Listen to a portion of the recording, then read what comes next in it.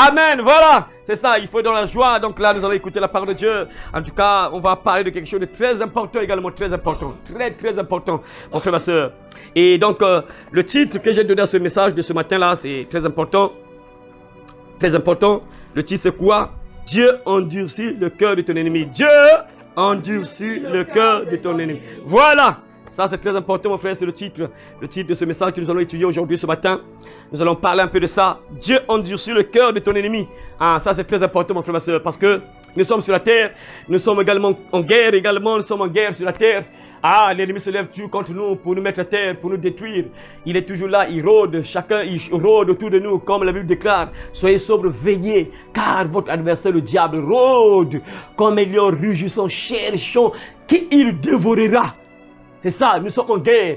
Nous sommes en guerre, voilà pourquoi tu dois te réveiller, mon frère. Tu ne dois jamais accepter d'être dans la paresse spirituelle. Tu ne dois jamais accepter d'être paresseux spirituel. Tu ne dois jamais accepter d'être dans la faiblesse spirituelle. Il faut refuser ça. Il faut être debout. Tu ne dois jamais somnoler. Il ne faut pas être dans le sommeil spirituel. Non, tu dois être éveillé. Parce que tu ne sais pas quel jour le voleur viendra pour venir voler ta maison. Ça veut dire quoi? Tu ne sais pas quel jour le diable viendra pour t'attaquer. Tu ne sais pas quel jour le diable viendra pour te tendre des pièges. Voilà pourquoi un enfant de Dieu est sage. Il est prudent. Tous les jours, il veille. Il fait attention tous les jours parce qu'il sait qu'il est en guerre. Tant que nous sommes sur la terre, nous sommes en guerre. Tant que tu ne meurs pas, la guerre est encore là, mon frère. Ça, il faut le savoir. Tant que tu ne fermes pas les yeux, tant que tu ne meurs pas, la guerre est là.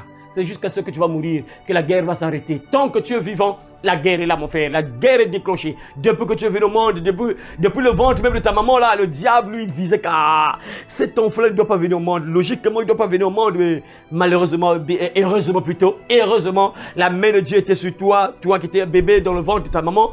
Dieu a permis que tu viennes au monde, tu es là, tu as grandi. Parfois, l'ennemi voulait te voir mourir déjà dans le ventre de ta maman, mais Dieu n'a pas voulu ça, Dieu n'a pas permis ça. Ou peut-être que maman priait, papa priait, peut-être il y a quelqu'un qui intercédait pour toi, qui voyait que tu étais enceinte. Il y a quelqu'un qui t'aimait, qui priait pour toi parce qu'une femme enceinte, parfois c'est un danger parce que le diable se peut prendre la maman et l'enfant à la fois. Donc, et il y a des gens parfois qui ont le don d'intercession. Quand ils voient sa soeur enceinte, ils commencent à prier. Elle commence à prier que non, Dieu, préserve ma soeur qui est enceinte. Il va bientôt mettre au monde, préserve-la. Et Dieu a permis que tu sois là. Mais le combat n'est pas encore fini. Ça est toujours là. Tant que tu vis, tu respires, le combat est toujours là, mon frère, ma soeur. Et dans notre combat, mes frères et sœurs, nous avons les ennemis. Des ennemis. Et les ennemis que nous avons, mes frères, dans la Bible, nous avons à lutter contre, nous n'avons pas à lutter contre la chair et le sang. On ne lutte pas contre les humains. Nous, les enfants de Dieu, notre guerre n'est pas contre les humains. On ne se bat pas contre les humains. Non, on ne se bat pas contre les humains. On ne prend pas une machette pour chercher où est le grand-père, il est où, Pépé, oui. Et papa, mais Pépé où? Il est parti où? Et après, tu cherches Pépé pour le tuer, tout ça, parce que tu as senti que Pépé là, c'est un sorcier. Ou bien Mémé, c'est une sorcière, et tu cherches à tuer Mémé. Nous, on n'est pas dans ces choses-là. Nous, on n'est pas comme ça. Notre combat est spirituel. Voilà pourquoi nous avons des armes. Dieu nous a donné des armes. On doit avoir ces armes-là pour combattre spirituellement. Mais l'ennemi utilise des personnes pour nous atteindre. Souvent, il passe par des gens. C'est ça qui est malheureux. L'ennemi, c'est souvent comme ça. Il faut comprendre ça, mes frères et sœurs. J'ai l'habitude de le dire. Dieu passe par nous pour faire son œuvre sur la terre. Par exemple, là. Dieu passe par moi pour vous transmettre cette parole. Dieu passe par moi pour vous montrer le droit chemin. Dieu passe par moi pour vous fortifier, vous donner encore la foi afin que vous soyez accrochés à Dieu jusqu'à la fin. Il passe par moi. C'est la même chose que le diable fait. Le diable se passe par des gens. Le diable passe par des gens qui l'aiment, des gens qui ont pactisé avec lui, des gens qui l'aiment, et le diable utilise ces personnes-là pour détruire d'autres personnes. C'est souvent comme ça, mes frères. Mais sauf que nous, on ne lutte pas contre les gens, mais le diable, ça c'est une réalité. Le diable passe par des gens, il passe par des personnes vivantes. Il peut passer par des membres de la famille. Les membres de la famille. La Bible dit que l'homme aura pour ennemi les gens de sa maison. Ça n'a pas de sens vraiment bizarre, mais c'est la vérité. Puisque c'est écrit, c'est écrit. L'homme aura pour ennemi les gens de sa maison. C'est bizarre. Tes frères, tes propres frères, tes propres sœurs vont se lever contre toi. Comme l'histoire de Joseph. Hein? Regardez, ses propres frères l'ont vendu. Heureusement que c'était pour son bien. Heureusement que c'était pour le bien de Joseph. Heureusement. Mais on l'a vendu quand même, il est parti. Voilà pourquoi même les frères de Joseph avaient peur. Lorsqu'ils sont partis en Égypte, là-bas, ils avaient faim là. Ils sont partis en Égypte pour acheter de quoi manger. Et après, ils se rendent compte que non, c'est Joseph qui est là-bas qui gouverne. Ils ne reconnaissaient pas encore Joseph. Donc, ils ne reconnaissaient pas encore Joseph. Après, qu'est-ce qui va se passer? Et lorsqu'ils ont... Joseph a remarqué que non, bon, eux, ils n'ont pas reconnu Joseph. Mais après, Joseph va leur dire, oh, mais je suis votre frère. Il a commencé à parler, non, je suis votre frère. Joseph, il a démontré qu'il était leur frère. Après, c'est là où ils ont compris, ah, c'est Joseph. Joseph est devenu vraiment, il est devenu un gouverneur. Ah, ils avaient maintenant peur parce que ils savaient que c'est eux qui avaient vendu Joseph. Ils avaient maintenant peur parce qu'ils avaient vendu Joseph. Ils avaient maintenant peur, aïe, puisque Joseph est gouverneur, là, nous sommes foutus, on est foutus, c'est fini. C'est fini pour nous. C'est fini pour nous, puisque Joseph est gouverneur, là, c'est fini pour nous. Ils avaient maintenant peur, vous voyez mes frères, ils avaient maintenant peur. Et pourtant, ce qu'ils avaient fait là, c'était pas vraiment bien. Ils avaient vendu leur propre frère, mais c'était pour leur avantage. Mais eux, ils savaient que ce qu'ils ont fait, c'était pas bien. Ils avaient reconnu ça, que c'était pas bien ce qu'ils avaient fait là. Donc, vous voyez mes frères et sœurs, donc, le diable passe toujours par des proches. C'est ça qui est malheureux, il passe par des gens qui te connaissent, des gens que tu aimes parfois, des gens vraiment que tu tiens à cœur. Le diable passe souvent par ces personnes pour chercher à te détruire, mon frère, ma soeur. Donc, voilà pourquoi il faut avoir la connaissance et la sagesse. Excusez, j'ai un problème technique. Donc, nous sommes là, je disais que le diable, l'ennemi passe toujours par des gens, des proches pour nous détruire. Et Dieu aussi passe par des humains pour faire son œuvre, pour accomplir sa mission sur la terre. Il passe par des serviteurs, par des frères et sœurs, bien sûr, qu'il choisit et qu'il aime Dieu. Il passe par ses frères et sœurs pour accomplir sa mission, son œuvre sur la terre. Tout comme le diable également passe par des gens, des proches également, pour faire l'œuvre du diable. Et le diable, lui, la Bible dit quoi? Jean chapitre 10, verset 10, on y va? Jean chapitre 10, verset 10. Le voleur ne vient que pour voler, détruire et égorger. Voilà, le voleur ne vient que pour voler, détruire et égorger. C'est ça la mission du diable. Lui, il ne vient que pour voler, détruire et égorger. Et Dieu, lui, veut notre bien. Il veut notre bien, mes frères et sœurs. Et puisque le diable passe par des gens, il passe par des personnes. Et souvent, mes frères et sœurs, Dieu endurcit parfois le cœur de ces gens-là qui veulent nous détruire. Ces gens-là qui veulent nous voir mourir. Ces gens-là qui ne veulent pas voir vivre. Dieu parfois endurcit le cœur de ces personnes-là. Dieu parfois endurcit le cœur de ces personnes-là, de ces ennemis-là que le diable utilise pour venir nous détruire. Dieu peut endurcir leur cœur, mes frères. Vous allez voir ça, on connaît toute cette histoire-là, mais c'est un rappel pour certains, c'est un rappel, mes frères et sœurs, pour dire que, en fait, parfois, il y a des moments où, parfois, oui, c'est vrai, nous sommes des humains, ça peut nous faire parfois mal. Imagine qu'il y a une personne qui te déteste, qui veut ton malheur, une personne qui te souhaite des mauvaises choses, mais tu vois la personne vivre, mettre du temps sur la terre, parfois 80 ans, 90 ans, la personne est toujours là, vivante, c'est bizarre, parfois ça peut faire un peu mal, hein. Ah mais Dieu, comment ça, moi je souffre, il me fait souffrir, regarde ce qu'il dit là, regarde comment il me maltraite, regarde comment il me persécute, mais tu le laisses en vie. Dieu sait pourquoi il le laisse en vie, tu vas découvrir cela. À travers cette parole, tu vas découvrir pourquoi Dieu laisse parfois ces ennemis-là qui te persécutent, qui veulent te détruire. Pourquoi Dieu endurcit leur cœur. Parfois, ils ne changent pas. Ils continuent à faire ce qu'ils ont envie de faire. Parce que le diable les a donné une mission. Par exemple, atteindre une personne, détruire une personne. Et ces personnes continuent à faire ça. Pourquoi? Parce que quelque part, c'est Dieu qui a endurci leur cœur. Et vous allez comprendre ça ici. On va tirer des leçons à travers cette histoire. Voilà pourquoi nous allons lire Exode, chapitre 9, verset 15, 16. On va donc lire, nous sommes dans l'Ancien Testament. Exode, chapitre 9 plutôt, verset 15 à 16. Lisons au nom de Jésus-Christ. Si j'avais étendu ma main et que je t'eusse frappé par la mortalité, toi et ton peuple, tu aurais disparu de la terre. Mais je t'ai laissé subsister afin que tu vois ma puissance, afin que tu vois ma puissance et que l'on publie mon nom par toute la terre, afin qu'on publie mon nom par toute la terre. Amen. Parole du Seigneur, mes frères et sœurs, voyez ça. Mes frères, ça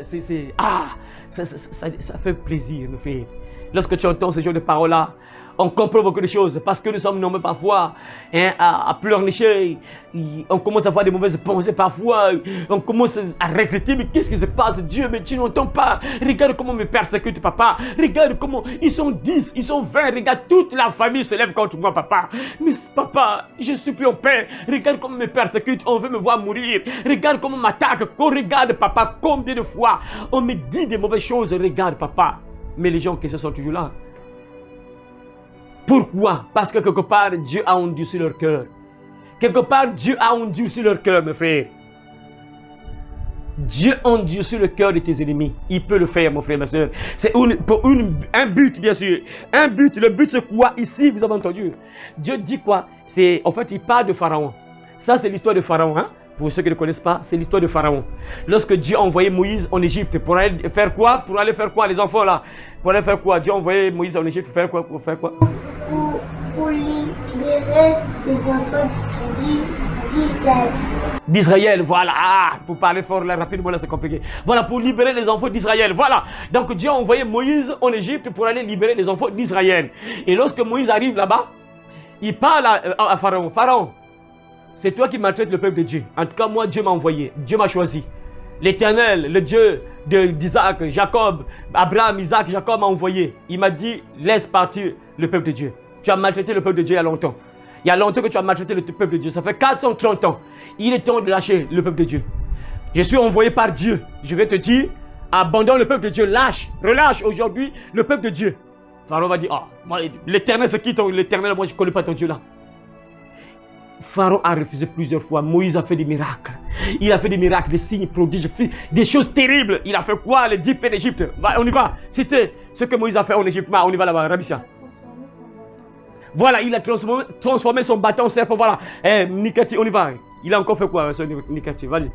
Il a encore fait quoi en Égypte, Moïse? Ça, c'est des choses qu'on n'oublie jamais. C'est un film car Richard, il faut regarder. Ah, c'est pas. Tu dois regarder le film de Dieu, c'est très important. Moïse a encore fait quoi en Égypte? Vas-y, Moïse. Il a envoyé l'époux et la pluie en pierre. Ah, l'époux, il a envoyé l'époux, la pluie en pierre, voilà, la grêle, voilà. Donc, quoi encore, Frédéric? Il a transformé l'eau en sang. Voilà, il a transformé l'eau en sang. Voilà, sœur Antoinette, voilà. Voilà, quoi encore?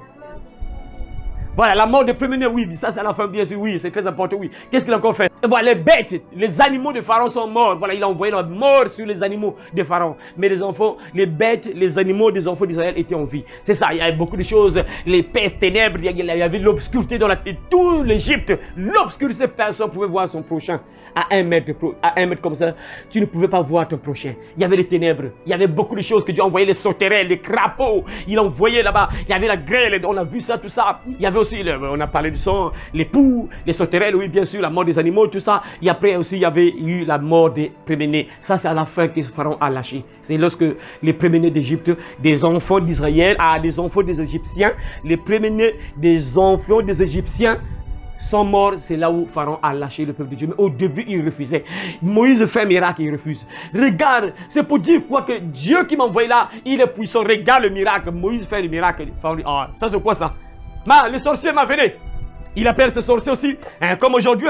Moïse aussi, le Pharaon aussi, il fait quoi? Il appelle ce sorcier. Mes enfants là, mes petits venez ici. Mes petits sorciers arrivés, venez ici. Démontrer un peu à celui-là, lui, il pense que non, peut-être que lui, il commence tout ça. Voilà, c'est bon, merci. Voilà, donc, comme aujourd'hui, beaucoup de gens mettent leur confiance à ces choses-là, les trucs mystiques des pharaons, des marabouts, là, tout ça, des marabouts. Donc, Pharaon, lorsque Moïse a jeté le bâton au sol, le bâton se transforme en serpent. Pharaon dit que non, mais petit venez aussi. Il appelle ses sorciers, magiciens, quoi, occultistes, là, il appelle aussi venez. Démontrer à cet hébreu-là, lui, il pense que non, son Dieu est puissant. Ça, c'est quoi ça? Tu me montres un bâton qui se transforme en serpent. C'est bizarre, mes frères. Il n'y a pas très longtemps que j'ai commencé à penser par ça. Je commençais à penser par ça, je lisais ça, mais je ne voyais pas vraiment ce côté-là. Vous savez, mes frères, c'est un peu étrange. J'ai commencé à penser aux magiciens que nous voyons dans ce monde-là, des magiciens qui font des démonstrations. Des gens qui sont capables de prendre un couteau, ils plantent le couteau, s'ils ne meurent pas, ils marchent avec le couteau, mais c'est un humain. Il a le couteau au cou, mais il place le couteau dans le ventre, mais il est toujours en vie, il marche, c'est bizarre. Mais c'est là où j'ai compris ça. Il y a des gens qui pensent que non, on l'a transformé en chèvre, on l'a transformé en animal, tout ça. Et c'est là où j'ai compris que c'est possible que ce soit vrai, mes frères. Parce que dans la Bible, c'est ce qui s'est passé avec Moïse. Un bâton, c'est du bois. Il jette ça. Ça se transforme en serpent. Et le pharaon aussi, il appelle ses sorciers. Il appelle les sorciers arrivent. Et les sorciers ont fait quoi? Ils ont jeté leur bâton. La Bible dit que les bâtons des sorciers, magiciens là, se sont transformés également en serpents. Ça, c'est pas que non, spirituellement, non, comme ça, on voit le bâton. Un bois, on jette le bois, ça se transforme en serpent. Les sorciers jettent le bois, ça se transforme également en serpent. Donc, ce que nous voyons là, parfois, ce n'est pas une blague, c'est la réalité. On a magie, pouf, il transforme une pochette en pigeon, ça se transforme en pigeon. C'est une réalité. le monde des ténèbres existe. C'est une réalité. Il y a des gens qui ont pactisé avec le diable, que le diable a donné des démons. Ils ont la capacité de faire des miracles bizarres. Il prend une pochette comme ça, pouf, il fait sortir un pigeon. C'est la réalité, c'est pas une blague. Il prend une pochette comme une feuille comme ça, pas, ça se transforme en billet d'argent. Et ça devient maintenant des billets de monnaie. Des billets d'argent. C'est bizarre. Il fait comme ça, pas, ça devient des billets. C'est une réalité. Mais sauf que le problème c'est quoi? Et ils ont vendu leur âme, mais quand tu meurs là, directement l'enfer. Parce que le diable t'utilise, il t'a donné ce pouvoir-là et en échange, c'est ton âme qui doit partir. Donc Pharaon aussi a apporté ses magiciens. Les magiciens ont fait également des miracles. Malheureusement, le serpent de Moïse, heureusement le serpent de Moïse était puissant. Il a avalé tous les serpents-là de Pharaon. Pour dire quoi? Que Dieu domine sur le magicien. Dieu domine sur le sorcier. Aucun sorcier peut se lever devant la puissance de Dieu. Tous les sorciers doivent s'agenouiller devant la puissance de notre Seigneur Sauveur Jésus-Christ. Ils doivent s'agenouiller, mes frères et sœurs. Tous les serpents ont été avalés par le serpent de Moïse. On voit ici, mes frères et sœurs, que Pharaon, bien sûr, a endurci son cœur. Pourquoi? Mes frères et sœurs, parce que Dieu voulait faire quelque chose. Ça, on a lu ça ici, mes frères. Voilà pourquoi tu ne dois pas te plaindre. Quand tu vois tes ennemis qui sont toujours là, chaque fois ils te persécutent, ils sont toujours derrière toi. Dieu endurcit leur cœur, il sait pourquoi. Pourquoi? On ne te lâche pas, on continue à te persécuter. Malgré la puissance de Dieu qu'il voit, malgré les miracles qu'il voit. Et vous voyez, Pharaon a vu plusieurs miracles. Il a vu plusieurs miracles. Mais malheureusement, il ne lâche pas le peuple de Dieu. Il a vu plusieurs miracles, mais il ne lâchait pas le peuple de Dieu. Malgré les miracles qu'il voyait. La Bible dit que c'est Dieu qui a endurci également son cœur. Pourquoi? Parce que c'est ce que nous venons de lire ici, mes frères et sœurs, c'est pour un but. C'est quoi? Il dit quoi? Si j'avais étendu ma main et que je t'eusse frappé par la mortalité, toi et ton peuple, tu aurais disparu de la terre. C'est-à-dire que Dieu dit quoi? Dieu a le pouvoir d'arrêter le cœur de n'importe qui. Dieu a le pouvoir de tuer n'importe qui. Dieu peut arrêter ton cœur. Il peut te tuer. Il peut dire qu'aujourd'hui tu meurs également. Dieu a ce pouvoir-là. Il a le pouvoir de décider que non, tel sorcier qui se lève contre ta vie, Dieu est capable d'arrêter le cœur du sorcier. Il meurt aussitôt. Dieu dit ici quoi? Il dit clairement, si j'avais plutôt étendu ma main et que je t'eusse frappé par la mortalité, toi et ton peuple, tu aurais disparu de la terre. Ça c'est Moïse qui parle à Pharaon. Hein. Vous voyez, nous sommes parfois là à se plaindre parfois, mais lui, pourquoi il me persécute? Mais pourquoi on me persécute? Non, Dieu lui-même il sait pourquoi il a endurci son cœur. Il y a des gens du monde des ténèbres qui voient la puissance de Dieu. Ils voient, mais ils persistent. Ils continuent, ils persévèrent. Quelque part, c'est Dieu qui a endurci leur cœur. Mais sauf que ça termine mal. Hein? Quand c'est comme ça termine toujours mal. Parce que si Dieu a endurci ton cœur, ça veut dire que tôt ou tard, tu vas mourir. C'est obligatoire la mort qui va venir. C'est obligatoire. Voilà pourquoi j'ai toujours l'habitude de dire que ceux qui sont du monde des ténèbres doivent bien réfléchir ce qu'ils attaquent. Quand tu reconnais que cet enfant-là, cette fille-là, elle est enfant de Dieu, il est enfant de Dieu, évite seulement. Moi, j'ai suivi le témoignage d'autres personnes qui disaient que non, j'ai suivi le témoignage d'un ex-sataniste là. Lui, lorsqu'il est entré dans la sorcellerie là, après, les anciens commençaient à lui donner les informations quoi. Écoute, regarde, quand tu vois des gens qui sont comme ça, ne perds pas ton temps, lâche, laisse. Quand tu vois des gens comme ça, qui sont comme ça, tu le vois parfois marcher avec une lumière, ne le suis pas, ne perds pas ton temps de les attaquer. Quand tu vois des gens parfois, tu le vois, ils marchent avec un feu, ne perds pas ton temps à l'attaquer, laisse, pas la peine, il ne faut pas les suivre. Voyez ici l'histoire de Pharaon là, on a compris que mes frères et sœurs que Dieu endurcissait le cœur de Pharaon. Pourquoi? Parce que Dieu voulait que les gens puissent reconnaître la puissance de Dieu, que les gens puissent le reconnaître. Voyez, donc il y a des choses que Dieu permet. Parfois il permet à ton ennemi de t'attaquer. Il ne te lâche pas, il est toujours là année après année, il est toujours derrière toi. Dieu endurcit son cœur pour un but, il sait pourquoi. Pourquoi il endurcit son cœur? Il sait pourquoi. Dieu est capable d'endurcir le cœur de ton ennemi pour un but. Il sait lui-même pourquoi il endurcit le cœur de ton ennemi. Parfois nous sommes nombreux à se plaindre parfois. Mais pourquoi Dieu tu laisses ces gens-là qui me persécutent? Regarde comment on me persécute. Ça fait des années qu'on me persécute. Ça fait des mois, des années qu'on me persécute. Papa, mais pourquoi tu les laisses vivre comme ça? Pourquoi tu les laisses vivre? Même David, David, il y avait des moments où il priait, il faisait des prières comme ça. Regarde, mes ennemis sont nombreux, ils sont après moi. Ils veulent ma mort, ils veulent me détruire. Nous aurons toujours des ennemis. Tant que nous sommes sur la terre, on aura toujours des ennemis qui vont se lever contre nos vies, mes frères et sœurs. sœurs. Mais Dieu lui-même, il sait pourquoi il a endurci le cœur de ses ennemis-là. Pourquoi Dieu a endurci leur cœur. Vous avez entendu, mes frères, ici. Malgré la puissance que ces gens-là voient, malgré la puissance que le monde des ténèbres voit, mais il y a des gens que Dieu a endurci le cœur. Ils persévèrent. Comme chez nous ici, Dieu nous a dit, priez sans cesse, persévérer dans la prière. Eux aussi, dans le monde des ténèbres, ils persévèrent. Ils se disent que non, peut-être que demain je vais arriver, je vais l'atteindre. Peut-être que demain je vais le détruire. Peut-être que demain je vais l'atteindre. Ils persévèrent. Pourquoi? Parce que Dieu a endurci le cœur. Et c'est pour un but. Parce que Dieu contrôle la vie de chacun de nous. Dieu est capable de tuer n'importe quel sorcier, n'importe quel ennemi qui se lève contre ta vie. Il peut prendre la décision qu'aujourd'hui tu meurs. Tu ne vas plus vivre parce que tu persécutes mon enfant. Mais si Dieu laisse ces ennemis-là en vie, pourquoi? C'est pour un but, mes frères et sœurs. Dieu tient la vie de chacun de nous entre ses mains. Lorsque vous lisez Job chapitre 12, verset 10, la Bible dit, il tient dans sa main l'âme de tout ce qui vit, le souffle de toute chair d'homme. Dieu tient dans sa main l'âme de tout ce qui vit, le souffle de toute chair d'homme. Donc Dieu est capable de prendre la décision que bon, vous persécutez mon enfant, aujourd'hui vous mourrez. Toi, tu persécutes ma fille, tu persécutes mon fils, tu meurs aujourd'hui. Dieu est capable de le faire. Mais pourquoi il laisse certaines personnes? Pourquoi? Parce que c'est pour un but. Dieu endurcit leur cœur pour qu'ils puissent reconnaître la puissance de Dieu un jour. Qu'ils puissent reconnaître la puissance de Dieu. Voyez mes frères, Dieu a permis que Pharaon soit un instrument pour que les gens puissent reconnaître sa puissance. Pour que les gens comprennent de quoi il est capable. Comme c'était aussi un païen, Dieu l'a utilisé pour que les gens reconnaissent sa puissance. Donc il a endurci lui-même le cœur de Pharaon pour que les gens reconnaissent de quoi il est capable. Qu'est-ce qu'il est capable de faire? Parce qu'il est capable de décider que non, toi tu meurs, toi tu arrêtes de respirer, il est capable de le faire. On a vu ça dans Job chapitre 12 verset 10. La Bible dit, il tient dans sa main l'âme de tout ce qui vit, le souffle de toute chair d'homme. Donc Dieu a le pouvoir sur chaque être humain sur la terre. Mais s'il laisse en vie certaines personnes qui sont dans le mal, dans les choses abominables, parce que Dieu les laisse en vie pour un but. En réalité, Dieu ne veut pas qu'ils meurent aussi, normalement. Il ne veut pas qu'ils meurent logiquement. Il veut aussi que ces personnes se repentent. Mais souvent, il y a des gens, quel que soit ce qu'on va leur dire, ils ne vont jamais se repentir. Quelle que soit la parole qu'ils vont entendre, quelle que soit la parole que ces gens-là vont entendre, ils ne vont jamais se repentir. Il y a des gens qui sont comme ça. Tu peux parler. Il ne pourra jamais se repentir. Il va persévérer à mener cette vie-là. Il y a des gens qui sont comme ça, mes frères. Et ici, Dieu dit clairement que si j'avais pris la décision de te détruire, tu allais disparaître de la terre, toi et ton peuple. Donc Dieu avait le pouvoir de faire disparaître Pharaon et son peuple. Il avait ce pouvoir, il a dit ça ici. Si j'avais étendu ma main et que je t'eusse frappé par la mortalité, toi et ton peuple, tu aurais disparu de la terre. Oui. Donc Dieu avait le pouvoir de détruire l'Égypte entière.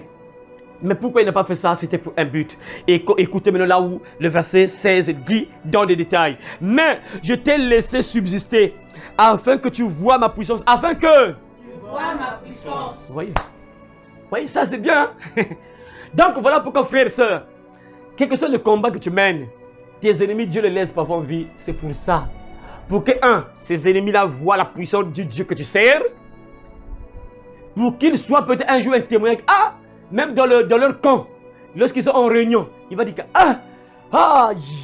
hier j'étais parti, j'ai pilonné là, dans tel quartier, je suis parti attaquer, il y a telle soeur là-bas, mais regardez ce que j'ai croisé, c'est compliqué.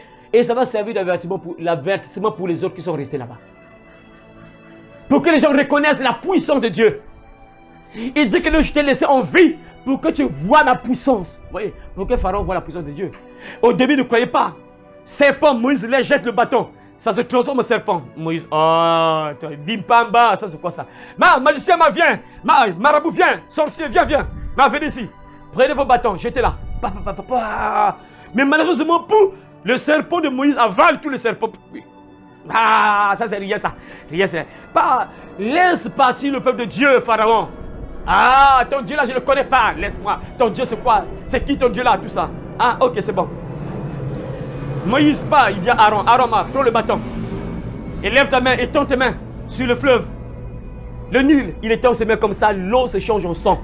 Pharaon voit, mais son cœur endurci. Malgré ce miracle, il voit, ils ont souffert. Ils ont souffert la soif, ils n'avaient pas d'eau. Ils ont souffert pendant plusieurs jours. Une semaine, ils ont souffert sans eau. Malgré ça, mais il ne comprend pas. Dieu a endurci le cœur de Pharaon pour qu'il voie la puissance de Dieu et pour que toi et moi, on puisse connaître également la puissance de Dieu, ce qu'il est capable de faire. Voilà pourquoi j'ai toujours l'habitude de vous dire qu'il y a des gens parfois, il y a des choses, non? Voilà pourquoi la Bible dit la foi vient de ce qu'on entend. Et ce qu'on entend vient de la parole de Christ. Donc quand tu entends la parole, quand tu entends ce que Dieu a fait dans le passé, une personne normale, un élu, une personne normale, ça te donne la foi, la confiance. Ça enlève la peur, ça enlève la crainte. Du coup, tu as la confiance. Ah, le Dieu là, il a fait ça. Hein? Ce qu'il a fait là, il a changé le Nil en sang. Le fleuve, le Nil, ça s'est transformé en sang. Ah, le Dieu là, il a séparé la mer Rouge en deux. Ah, la mer Rouge en deux. Ça donne automatiquement la confiance. Voilà pourquoi Dieu faisait ces choses-là en Égypte, pour que toi et moi également, qu'on puisse avoir la confiance en Dieu, qu'on puisse reconnaître la puissance de Dieu. Comme ça, on ne se panique plus, quel que soit ce que tu vas vivre, que tu n'ailles plus consulter les sorciers, les marabouts, les féticheurs, pour que tu ne mettes plus ta confiance sur les sorciers, marabouts. On a écrit ces choses-là pour que tu puisses connaître le Dieu que tu sers, pour que tu puisses avoir la confiance au Dieu que tu sers, pour que tu ne paniques plus, quel que soit ce que tu vas vivre, quel que soit ce que tu vas traverser, tu ne seras plus paniqué. Oui. Il dit bien ici, mais je t'ai laissé subsister afin que tu vois ma puissance et que l'on publie mon nom par toute la terre. Qu'on puisse publier mon nom par toute la terre, qu'on puisse parler de moi partout dans toute la terre, qu'on puisse parler de moi partout. Vous voyez, donc Dieu laissait Pharaon en vie pour un but. Il le laissait en vie, il avait endurci son cœur. C'est pour tout ça aussi, pour que les gens connaissent le Dieu que nous servons. Mon frère, ma soeur, est-ce que tu connais le Dieu que tu sais? Tu entends, non? Ton Dieu, ce qu'il est capable de faire. Tu dois avoir la confiance en ton Dieu. Tu ne dois plus paniquer. Quel que soit ce que tu vas vivre, quel que soit ce que tu vas traverser, tu n'auras plus à paniquer, mon frère, ma soeur, parce que le Dieu que tu sers là, il est tellement puissant que tu dois garder confiance en lui. Regardez ce qu'il a fait en Égypte, mon frère. Voilà pourquoi il faut lire la Bible, mon frère. Quand tu lis la Bible, ça te donne la confiance. Parce que quand tu entends ce que Dieu a fait en Égypte, ou bien entends beaucoup la parole, soit tu lis la Bible ou entends, tu dois entendre ou bien beaucoup lire la Bible, ça va te donner la confiance, ça va augmenter ta foi. Tu ne vas plus paniquer, tu vas connaître correctement le Dieu que tu sers, qu'est-ce qu'il est capable de faire. Oui. Donc voilà pourquoi, mon frère, en écoutant ce genre de choses là, tu dois maintenant comprendre pourquoi parfois tes ennemis sont là, ils vivent longtemps, ils sont là. Il y a d'autres, tu le vois, il est proche à la mort, mais il est toujours là en vie, il poursuit encore, il rattrape, non, il est encore là. Il ne meurt pas, tu le vois là, quand tu le vois là, lui, demain il va mourir, mais il est toujours là en vie. Et tu sais que c'est lui qui te persécute. Dieu t'a révélé, tu as des preuves que c'est lui qui te persécute. Tu le vois parfois la nuit, te donne la nourriture mystique, tout ça. Tu le vois la nuit, parfois il t'enchaîner, te lier. Tu le vois parfois, il te met dans un trou, il t'enfonce dans le trou. Tu vois bien dans les rêves, plusieurs rêves confirmés que c'est lui. Mais il est toujours là en vie, quoi. Il marche même avec un bâton au lieu de mourir, mais là il est toujours là. Dieu le laisse en vie pour un but. Il sait pourquoi il le laisse en vie. Il le laisse en vie pour un but, pour qu'il voit la puissance de Dieu. Peut-être que lorsque sera en réunion, dans la sorcellerie, il va parler à ses frères sorciers et ses sœurs sorcières. Ah, j'ai croisé des choses bizarres. Ah, yeah. Vous savez, mes frères, je vous ai donné un témoignage d'une sorcière qui était, bon, je ne sais pas si elle est encore en vie ou bien elle est morte, je ne sais pas, en Angola. Elle était une sorcière, elle a commencé avec la prostitution. Après, il est parti voir un marabout sorcier, on les a formés, ils sont partis plutôt au cimetière avec le sorcier marabout. Après, ils ont commencé à coucher avec un corps humain, ils ont commencé à coucher avec ça. Et après, à la fin là, ils ont changé carrément d'esprit, ils sont devenus des sorcières.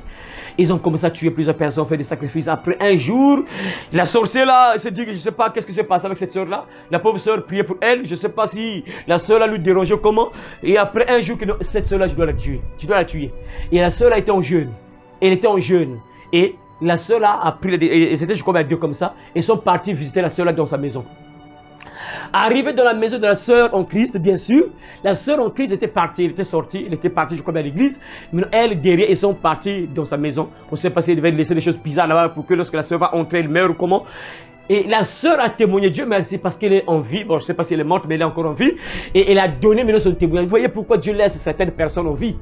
Pour qu'ils voient la puissance de Dieu, qu'ils publient ce que Dieu est capable de faire. La sœur a dit que lorsqu'elle est entrée dans la maison, et n'ont pas compris quel genre de feu, ce feu-là est sorti d'où? Et n'ont pas compris le feu-là est sorti d'où? Feu bas ils sont sortis et s'est brûlé. Et il a montré, pendant qu'elle faisait son témoignage, il a montré la cicatrice. Et regardez cette cicatrice-là. J'ai eu cette cicatrice lorsque je suis parti entrer dans la maison de cette soeur en Christ. Vous voyez, il y a encore des enfants de Dieu, des véritables qui prient. Ah, c'est ça. Parce que ça, c'est une soeur en Christ, on ne blague pas. Parce que quand tu vois le feu qui sort de la maison, c'est que cette soeur-là prie, blague pas. Ah, Dieu merci, parce qu'il y a encore des soeurs, des frères en Christ qui s'accrochent au Seigneur, qui ont encore la foi, vraiment ça. Je bénis le Seigneur, mes frères. Voyez, donc Dieu a laissé cette sorcière.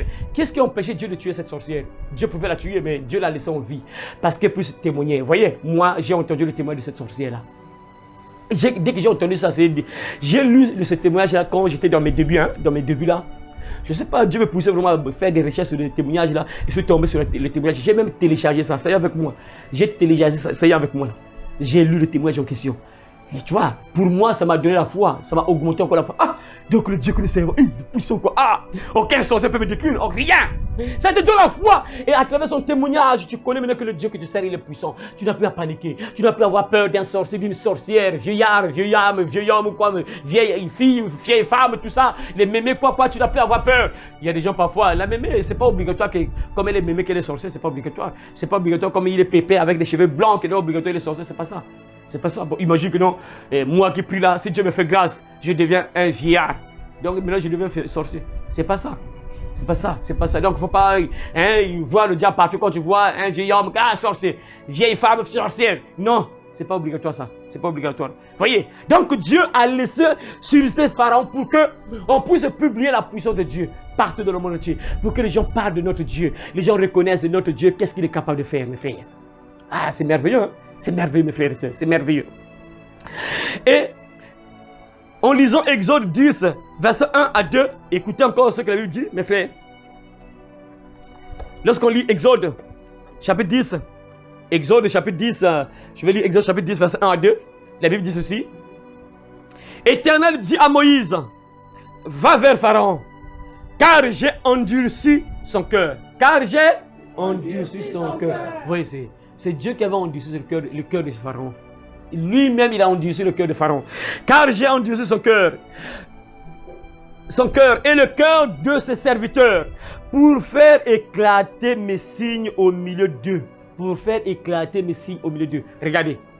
Si lorsque Moïse est parti, il dit que, bon, Pharaon, oui, Moïse, tu es revenu, tu avais fui, tu avais tué un Égyptien ici, tu avais fui, tu es revenu. Ah, je vais te mettre en prison. Quoi? Moi, en tout cas, Pharaon, en tout cas, je suis venu. Le Dieu des Hébreux m'a envoyé. Le Dieu que servait Abraham, Isaac, Jacob m'a envoyé. Il m'a dit, libère le peuple de Dieu. Oh, Moïse, toi. Bon, ok. Ton Dieu là, il est puissant. Hein? Ok, pas, il change le serpent, le bâton au serpent, pas. Le même jour-là, Pharaon pouvait libérer le peuple. Et rien n'empêchait que Pharaon libère le peuple. Mais Dieu n'a pas voulu que ce soit comme ça. Il a endurci le cœur pour qu'on puisse voir tout ce que Dieu est capable de faire. On a vu le 10 plaies. Tout ce que Dieu a fait en Égypte. Pour que les gens reconnaissent la puissance de Dieu. Il a fait plusieurs miracles là-bas. Pour te donner aussi la foi. Pour que tu ne paniques plus. Pour que tu comprennes ce que Dieu est capable de faire, mon frère et soeur. Dieu était capable. Lorsque Moïse dit, Pharaon, libère le peuple de Dieu. Ah, ok, Moïse, prends ton peuple. Partez. C'était possible. Dieu peut changer son cœur. Dieu peut toucher le cœur de Pharaon. Bon, Moïse, prends ton peuple. Partez.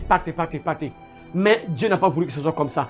Il a endurci le cœur de Pharaon pour que tu puisses connaître le Dieu que tu sers. Pour que tu reconnaisses que le Dieu que tu sers, il est puissant. Il dit quoi? C'est pour faire éclater mes signes au milieu d'eux. Et on a vu des signes. La pluie, la grêle qui est tombée, le feu qui est tombé du ciel, donc pluie mélangée avec le feu qui tombait du ciel, des épaisses ténèbres. On a vu la mortalité des enfants, les animaux qui sont morts, des choses terribles, de la peste, des maladies, des sauterelles, des poux, des crapauds, tout ça, la mer, l'eau changée en sang, tout ça. On a vu ça, mes frères. Tout ce que Dieu a fait en Égypte, c'était pour que les gens reconnaissent la puissance de Dieu que tu sers, mon frère, ma soeur. Et un autre signe, c'est pourquoi, mes frères et sœurs, écoutez ce que Dieu dit. Verset 2, lisez, verset 2. Tu pourras raconter à tes enfants. Ainsi, tu pourras raconter à tes enfants et aux enfants de leurs enfants ce que j'ai fait aux Égyptiens, les actions extraordinaires que j'ai accomplies dans leur pays. De cette façon, vous saurez que le Seigneur c'est moi. Voyez. Je répète ça. La version, lui, c'est quoi? Écoutez encore. C'est beau, c'est beau.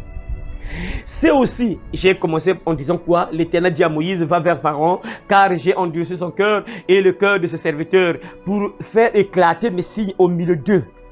C'est aussi, c'est pas uniquement pour ça, c'est aussi pour que tu racontes à ton fils et à ton fils et au fils de ton fils comment j'ai traité les Égyptiens. Est-ce que vous entendez ça? Est-ce que vous entendez ce que Dieu dit? C'est pour que tu racontes au fils de ton fils comment j'ai traité les Égyptiens. Pour que les gens aient mitekolo, c'est ça. Baba ne moi nange, baba ne moi nange. Mitekolo non? C'est ça non? Mitekolo nange.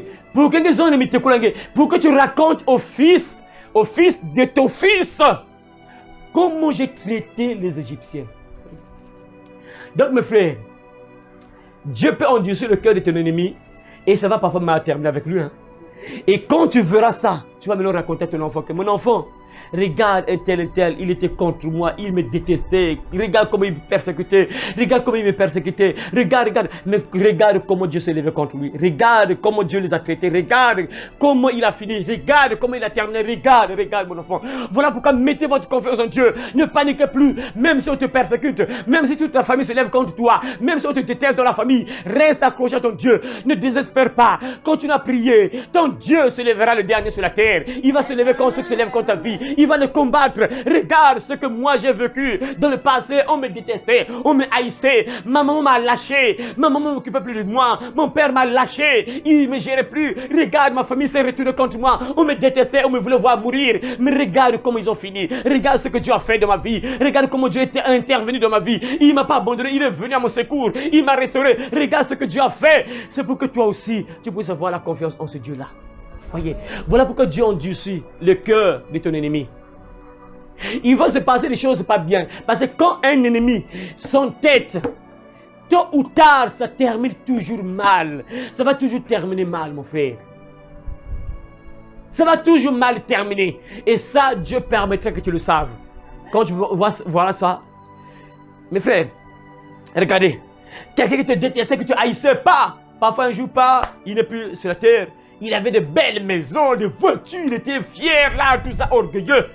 Dès qu'il quitte la terre là, parfois tu te rends compte quand tu passes là, devant sa parcelle, tu vois là la parcelle là, parfois, est remplie d'herbes, détruite, la maison s'est détruite, tout ça, tu vois, regarde, c'est lui qui me persécutait, habitait dans cette maison là, les voitures ne sont plus là, regarde, les voitures deviennent des carcasses, c'est des carcasses, c'est lui qui me persécutait, mon enfant, regarde, comment Dieu s'est levé contre lui, il me maltraitait, il se moquait de moi, que moi je suis un pauvre, il me persécutait, mais regarde comment il a terminé, il est mort, mais regarde sa maison, regarde la maison qui se regarde la parcelle, regarde les voitures ne sont plus là, regarde, c'est juste une ferraille, regarde comment ça a terminé. C'est ça mon frère, Dieu laisse nos ennemis, c'est pour un but. C'est pour qu'un jour tu racontes à tes enfants que garde la foi en Dieu. Même si on te persécute, on te déteste, on te fait de mauvaises choses, mais ça va toujours mal terminer avec ces personnes-là. Ceux qui ne veulent pas se repentir, ça termine toujours mal, mes frères. Ça, c'est une réalité. Nous, on est là des enfants de Dieu, on ne souhaite pas le mal de quelqu'un, on ne veut pas le malheur de quelqu'un, tout ça. Non. Mais ce qui est vrai, le notre Dieu, il est un vengeur, on ne blague pas. Il est le Dieu de vengeance. Lorsque tu attaques son enfant, la Bible dit ne touchez pas loin. C'est-à-dire si tu touches un enfant de Dieu, c'est comme si tu as touché, tu as mis ton doigt là où se trouve l'iris, l'iris. Tu ne peux même pas faire entrer ton doigt là. C'est ce que Dieu dit lorsqu'on touche un enfant de Dieu. Et ça peut mal terminer. Hein? Pharaon, ça a mal terminé. On l'a enterré vivant dans l'eau, sous l'eau, sans tombe, sans cimetière. On n'a pas pleuré ce Pharaon. Tout le monde était dans l'eau, sous l'eau. Personne ne pouvait pleurer l'autre. Tout le monde était sous l'eau. On les a enterrés vivants sous l'eau. Jusqu'à aujourd'hui, leurs os se trouvent sous l'eau. Tout ça, pourquoi? Parce qu'ils étaient entêtés. Ils étaient entêtés. Mon frère, ma soeur. C'est aussi pour que tu racontes à ton fils et au fils de ton fils comment j'ai traité les Égyptiens et quels signes j'ai fait éclater au milieu d'eux. Et vous saurez que je suis l'Éternel. Voyez, tu dois parler à tes enfants. Malheureusement, le problème c'est quoi? C'est que tu dois d'abord connaître le Dieu là que tu sers pour dire à tes enfants, pour leur transmettre cette foi. Si toi-même tu n'as pas la foi, on se dit en question. Toi-même tu ne crois même pas que Dieu est capable de guérir.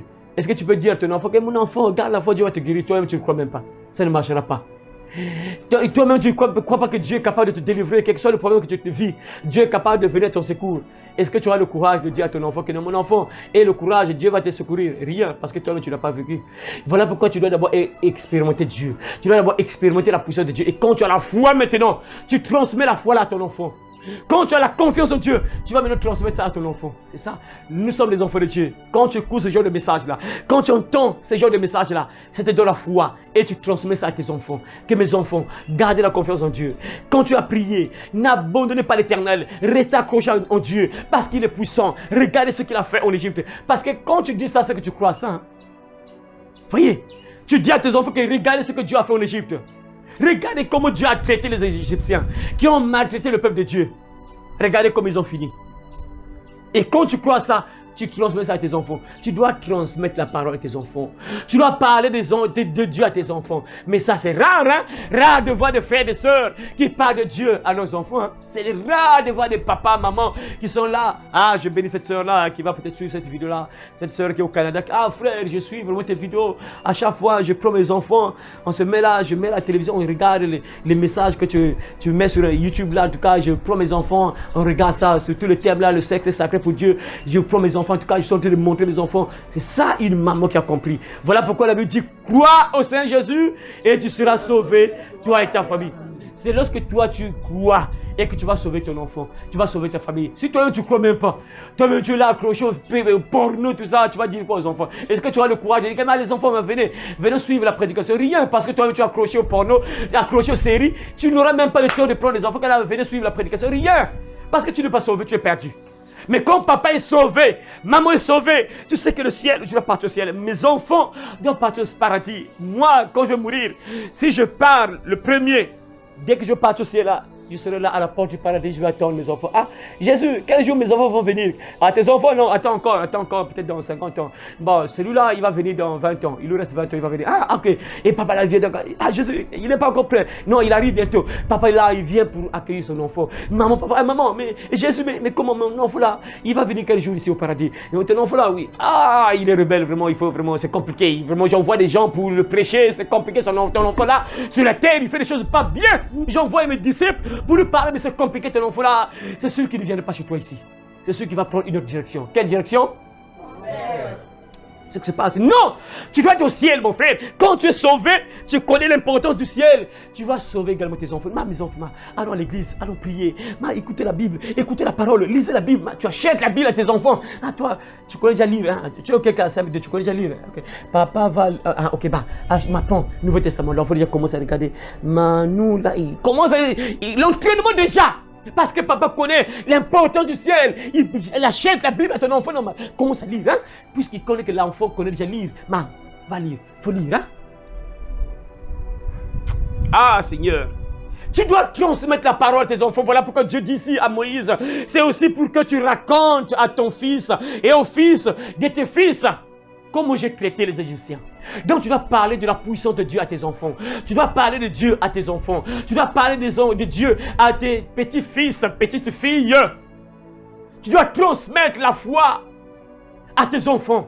Parle de la parole de Dieu. Si tu n'as pas la capacité, envoie les enfants ne fils qu'à l'église. Il y a des papas qui sont comme ça, il est boulot perdu, il sait qu'il va partir en enfer, mais il envoie quand même des enfants à l'église. Partez à l'église, hein? Les enfants partent à l'église. Parce que papa sait que lui c'est fini pour lui. Son sort est déjà scellé, il sait qu'il a signé un pacte avec Satan, il va partir en enfer. Donc, mais les enfants, vous partez moins, hein? Vous sauvez vos âmes. Moi, je suis foutu. Mais partez moins. Il y a quand même des mamans comme ça, des papas comme ça qui comprennent, qui envoient quand même leurs enfants à l'école, à l'église plutôt. Même si elle-même ne va pas à l'église, mais elle envoie quand même l'enfant. Toi, va pour toi à l'école. Va à l'église. Transmettez la parole aux enfants. Parle de Dieu à tes enfants. Ça ferait que tes enfants soient solides. Parce que tes enfants vont vivre des combats. Ils seront combattus tôt ou tard. Ils seront combattus, c'est obligatoire. Il y aura la guerre. Il y a des amis qui vont venir pour les montrer par exemple ce chemin-là. Et si tu n'as pas montré à tes enfants la foi, tu n'as pas transmis plutôt la foi à tes enfants. Là, tu n'as pas donné la confiance de Dieu à tes enfants. ça sera difficile. Tes enfants, lorsqu'ils vont vivre des problèmes compliqués, mais, moi, je connais une maman, cette maman est forte. On va là-bas, dès qu'il va faire un traitement là, ça va marcher. Puisque l'enfant n'a pas la foi, il n'a pas la confiance, on n'a pas parlé de Dieu, on n'a pas donné la... C'est-à-dire qu'on n'a pas parlé des miracles de Dieu, ce que Dieu est capable de faire, on n'a pas transmis la foi. Et dès que l'enfant entend ça, ok, on va partir parce que l'enfant voit parfois 30 ans. 30 ans, mamie, 30 ans, je suis encore chez papa et maman. Et c'est fini, là. Et c'est là où le diable passe maintenant. Quand il voit que tu es désespéré. Parce qu'il y a des gens, au lieu de voir Dieu, au lieu de regarder Dieu, elle commence à regarder l'âge. 30 ans. Et ils sont encore chez papa et maman. Là, ma soeur, mais il y a une maman qui est là. Il y a une maman. 30 ans. Dieu là, ça marche pas, non. La maman, ça peut marcher, oui. Pourquoi? Parce qu'il n'y a pas la foi. Mais quand tu as la foi, tu sais que c'est pour le meilleur et pour le pire. Tu connais la puissance de ton Dieu là. Tu n'as pas à paniquer. Tu gardes confiance. Je sais que mon Père connaît ce que je vis. Je sais qu'il voit ce que je vis. Et il va jamais m'abandonner. Tôt ou tard, il va intervenir. Parce que papa et maman ont transmis la foi à l'enfant. Ils ont transmis la confiance à l'enfant. Et l'enfant a la confiance de Dieu. Quelles que soient les perturbations, quelles que soient les tempêtes, ce qui va se lever contre l'enfant, l'enfant sera-tu debout. On peut le tenter à consulter le sorcier marabout. Il ne va pas le faire parce qu'on l'a transmis la foi. Il a la foi. Il ne bouge pas, il ne panique pas. Voilà pourquoi mon frère, ma soeur, parle de Dieu à tes enfants. Transmets la foi à tes enfants. Parle de Dieu, ce qu'il est capable de faire dans la vie de quelqu'un. Parle-lui, raconte-lui les histoires de Jésus. S'il faut télécharger le film de Jésus, mets le film de Jésus là où il y a des miracles, même mets ça à la télévision. Mais aujourd'hui, on met des trucs bêtes à la télévision, des choses très importantes. C'est compliqué, Seigneur. Tu ne peux même pas voir une maison des frères chrétiens, sœurs chrétiennes, que non, tu vas, tu entres là, un film chrétien. Quel miracle. Tu rentres dans la maison d'un chrétien, une chrétienne, tu trouves un film de Dieu à la télévision. Tu dois faire la fête.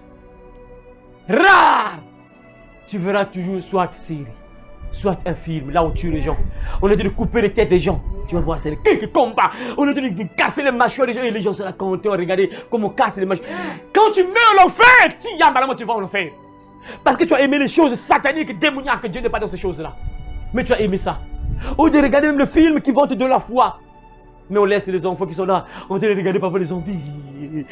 L'enfant, zombies. Après, demain aussi, lui aussi. Après, demain, l'enfant commence à chercher à boire des sangs. Toi, je vais te tuer. Il mord. Pourquoi? Parce qu'il a regardé le film des zombies. L'enfant devient zombie. C'est parti. C'est compliqué vraiment, que Dieu nous aide vraiment. Transmets la parole à tes enfants. Montre la Bible. Parle des histoires bibliques. Parle de Jésus, ce qu'il a fait. Les disciples, les miracles qu'ils ont accomplis. Parle, achète le film. Pas même acheter, même. Il télécharge le film de Moïse. Montre à tes enfants ce que Dieu a fait en Égypte, les miracles. Ça va donner la foi aux enfants. Moi aussi j'ai la foi aujourd'hui. Mais je n'étais pas là-bas. Est-ce que moi j'étais avec Moïse? J'étais pas avec Moïse. Je n'étais même pas avec Jésus. Je n'étais même pas avec les Pierre, Paul et tout ça, je n'étais pas avec eux. Je n'étais même pas avec aucune personne de la Bible ici, je n'étais même pas avec eux. Je n'étais même pas avec eux. Mais qu'est-ce qui s'est passé? J'ai lu. En lisant la foi. Et ce que l'on entend vient de la parole de Dieu. J'ai lu. En lisant, je n'étais pas là avec Jésus, je n'étais pas là avec le Moïse, tout ça. J'ai lu, en lisant, puisqu'il y a une puissance dans cette parole, ça m'a donné la foi, j'ai cru. Et du coup, je suis là. J'ai cru. Voilà pourquoi transmettez la parole à vos enfants à travers la télévision. Mets le film de Jésus, des apôtres à la télévision. Les enfants, ça va donner la foi aux enfants. Lorsqu'ils vont voir les miracles que les apôtres faisaient, que Jésus faisait, que les Moïse ont fait en Égypte, ça va donner la foi à tes enfants, même à toi-même. Même à toi-même. Dieu dit ici à Moïse, c'est aussi pour que tu racontes à ton fils et au fils de tes fils comment j'ai traité les Égyptiens et quels signes j'ai fait éclater au milieu d'eux. Donc, quel genre de miracle que j'ai fait au milieu d'eux. Quel genre de miracle que j'ai fait au milieu d'eux. Tu dois raconter à tes fils et aux fils de tes fils, donc tes petits-fils, petites filles, quel genre de miracle que j'ai fait en Égypte. Vous voyez, là on demande aux enfants, cite les miracles. Peuvent citer. Vous voyez, on est en train de rechercher ça. Donc c'est rare. Mais si la personne regarde ça à tout moment, ça devait rester dans la tête. Dès qu'on demande, cite un miracle que Moïse a accompli en Égypte. Ça. Mais Il faut insister. Et l'enfant est là en train de réfléchir.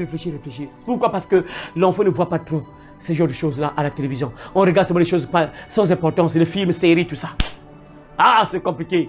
Mon frère, ma soeur, sache-le que Dieu endurcit le cœur de ton ennemi pour un but, mes frères et sœurs. N'oublie pas, mes frères, en conclusion, la vie de chacun de nous est entre les mains de Dieu.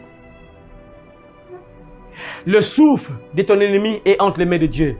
Lisez Ecclésiaste chapitre 8, verset 8. Ecclésiaste chapitre 8, verset 8. Ecclésiaste. Nous sommes dans l'Ancien Testament. Ecclésiaste chapitre 8, verset 8. Lisez. L'homme n'est pas maître de son souffle. L'homme n'est pas maître de son souffle. Pour pouvoir le retenir. Pour pouvoir le retenir. Et il n'a aucune puissance Il- sur le jour de la mort. Il n'a aucune puissance sur le jour de la mort. Il n'y a point de délivrance dans ce combat. Il n'y a point de délivrance dans ce combat. Et la méchanceté ne saurait sauver les méchants. Et la méchanceté ne saurait sauver la méchanceté. Donc là, on nous dit clairement que la vie de chacun de nous est entre les mains de Dieu. Si Dieu décide que tu meurs, tu meurs.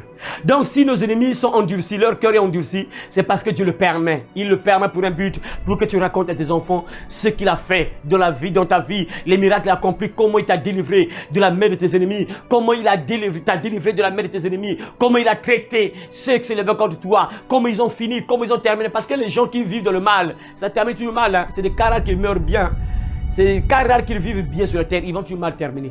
C'est toujours comme ça. Hein. C'est toujours comme ça. Celui qui sème le mal récolte le mal, c'est comme ça.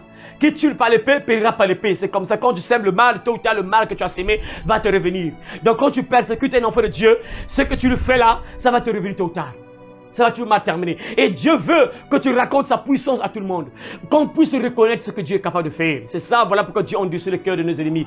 Il les laisse en vie pour que tu parles à tout le monde, à tes enfants, tes fils, petits-fils, ce que Dieu est capable de faire, mes frères. On a entendu ce que Dieu a fait en Égypte. Il a même dit à Moïse, tu vas parler à tes enfants ce que j'ai fait en Égypte. Donc les miracles, les signes que j'ai accomplis en Égypte. Les miracles que j'ai accomplis en Égypte. Voyez mes frères. Donc Dieu laisse parfois tes ennemis en vie pour que tu puisses raconter à tes enfants, tes fils, tes proches, tes amis, les miracles que Dieu a accomplis dans ta vie.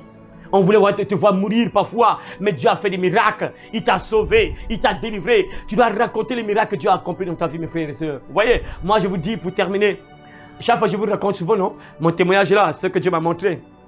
Vous voyez, qu'un jour, on voulait me sacrifier, non? Un jour, on voulait me sacrifier. Je me retrouve dans un rêve, je me retrouve sur un bateau et je vois au moins 5 sorciers comme ça qui m'entouraient. J'étais là à genoux sur un bateau, à genoux, c'était comme sur un fleuve comme ça ou bien un océan. J'étais là et ils étaient là en train de faire des incantations. Ils se préparaient pour me sacrifier aux sirènes. Ils devaient me prendre et me jeter dans l'eau. On sacrifice aux sirènes.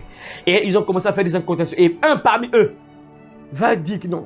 Mais lui, on ne voit rien de coupable en lui. Il n'est pas coupable. On ne voit rien de coupable en lui.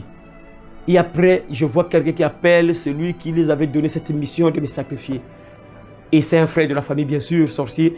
Et je le vois dans le rêve, on l'appelle. Écoute, mais la personne que tu nous as donné la mission de sacrifier, on voit qu'il est innocent. On ne peut pas le sacrifier.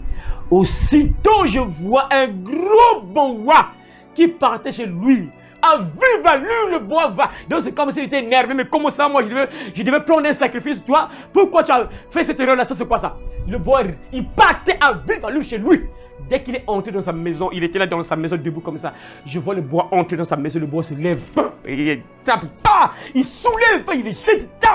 Ça veut dire que ces gens, ça va mal terminer avec eux. Mais Dieu les laisse encore en vie, ils sont encore en vie. Il est encore en vie, ce frère sorcier. Il est encore là. Il est encore là, le frère sorcier là. Il est toujours là. Ça va toujours mal terminer. Voilà, moi je vous raconte déjà ce que Dieu a fait pour moi. C'est là que j'allais mourir. Je vous raconte pourquoi Dieu m'a laissé en vie, pourquoi Dieu endurcit le cœur. Il est encore en vie, mais moi je suis encore en vie. Pourquoi Dieu m'a laissé en vie, il l'a laissé aussi en vie, pour que je vous raconte ceci. Je vous raconte. Voyez, Dieu endurcit le cœur, c'est pour leur malheur. Même ceux qui étaient à l'origine du sacrifice de la grande sœur qui est partie là, ils sont encore en vie, ils sont encore là. Mais Dieu les laisse en vie. Ils vont mal terminer, c'est obligatoire. C'est-à-dire, c'est obligatoire. Il y a des lois qu'on ne change pas quand tu fais le mal. Tu ne peux pas mourir sans pourtant que le mal te rattrape. C'est impossible. avant de mourir, tu vas devoir commencer à souffrir sur la terre, tu vas vivre des misères, tu ne vas pas comprendre parfois comment les enfants t'abandonnent même, tu ne sais pas comment Dieu va mettre, parfois le dégoût, les enfants abandonnent, parfois tu es en train de s'aimer, tu es en train de récolter en réalité ce que tu as semé il y a longtemps. Ça fait 10 ans, 15 ans, 20 ans de cela, mais tu commences à récolter cela, c'est ça, parce qu'il y a des lois qu'on ne change jamais. Tant que la personne ne se répand pas, tant que tu ne demandes pas pardon, ce que tu as fait là, tôt ou tard, ça va te revenir. C'est obligatoire. Et Dieu laisse ces personnes en vie, c'est pour ça. Donc mon frère, ne panique plus. Dieu contrôle la vie de chacun de nous. Le souffle de vie de chacun est entre les mains de Dieu. Si Dieu laisse en vie ces gens-là qui nous persécutent, il sait pourquoi. C'est pour que tu dises aux gens que on m'a persécuté, on voulait me voir mourir. Mais je suis encore là. Dieu m'a délivré. Mes enfants, vous aussi, gardez la confiance en Dieu. Ne paniquez plus. Dieu qui m'a gardé, qui m'a délivré, il va aussi vous délivrer. Il va aussi vous protéger. Ne paniquez plus. Voilà pourquoi Dieu endurcit le cœur de nos ennemis. Et ça va toujours mal terminer. Avec Pharaon, ça s'est terminé comment? Ça a mal terminé. Il est entré dans l'eau. On l'a enterré vivant sous l'eau. Pharaon, avec son armée. Ils sont morts sous l'eau. Ça a mal terminé. C'est toujours comme ça. Judas, lorsqu'il a vendu Jésus, vous savez comment ça s'est terminé, non? Il s'est pendu. C'est toujours, quand tu fais le mal, ça va mal terminer. C'est écrit dans Apocalypse, qui tue par l'épée, périra par l'épée. C'est écrit. C'est écrit. Voilà pourquoi, ne sois pas du côté de l'ennemi. N'accepte pas que ton cœur soit endurci, mon frère. N'accepte pas que ton cœur soit endurci. N'accepte pas ça. Tu es un enfant de Dieu. Garde la confiance en Dieu. Garde la confiance en Dieu. Ne perds pas espoir. Ne désespère pas, même si on t'attaque. Tu vis des combats terribles. Garde confiance en ton Dieu. Ton Dieu est puissant. Il va toujours te préserver. Il va te garder. Il va te préserver chaque jour. Il sera là à t'écouter chaque jour. Donc garde confiance en Dieu, mon frère, ma soeur. Garde confiance en Dieu. Que Dieu vraiment bénisse sa parole au nom de Jésus. Amen. Amen. Voilà. L'ennemi fait rage, tiens bon.